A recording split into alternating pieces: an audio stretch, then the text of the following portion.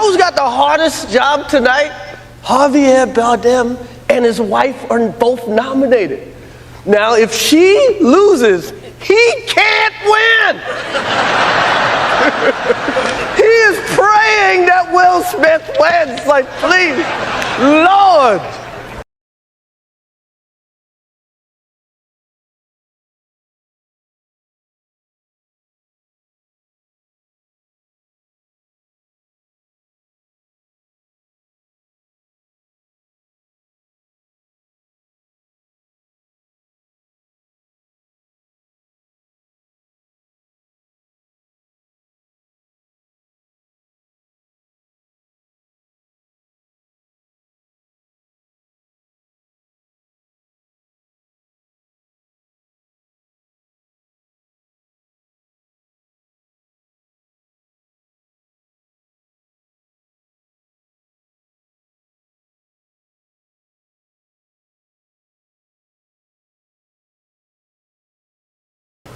Greatest night in the history of television. Okay.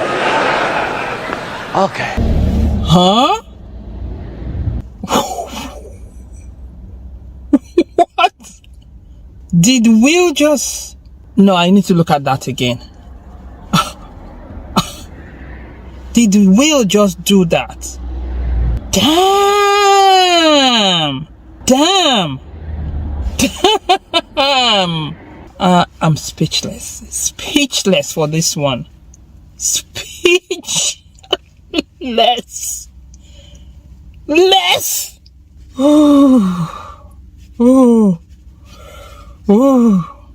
What is going on?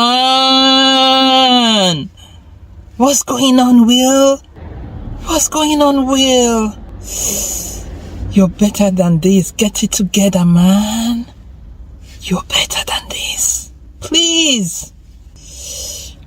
Damn. Damn.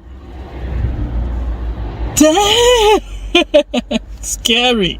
Comedians sometimes are jerks, but that's what makes them comedians. That type of slap is what Nigerians call "I go set your brain to default setting." That slap by Will Smith was a default setting slap.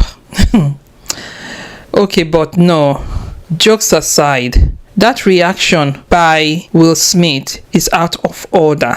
It reminded me of the French massacre of Charlie Hebdo. So when people get offended by others, does that give them a right to get physically abusive or even do worse than that to another person who has offended them, especially coming from a person like Will Smith, who holds a lofty perch or position of influence? Reacting in such a way, what message is he sending to others? Is it that it is okay to physically hit someone else because of verbal altercation? Because that's the message coming from this now. Great credence is given to Chris Rock for holding back gracefully. Had he not held back, that would have resulted into a messy fight between brothers on a live show. This is what happens where there is no regard for one another. I wonder if Chris was a Caucasian comedian, would he still have slapped Chris Rock? I'm just saying, this is really sad. I wonder how Chris Rock is doing because he seems to be the underdog here.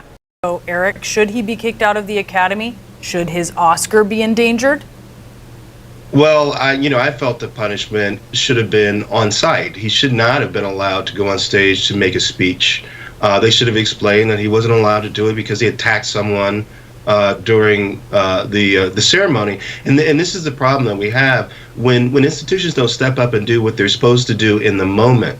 Then it creates a situation where an even bigger punishment is only available. I mean, kicking him out of the Academy, taking his Oscar away from him. These are pretty huge punishments. I don't expect that they will happen.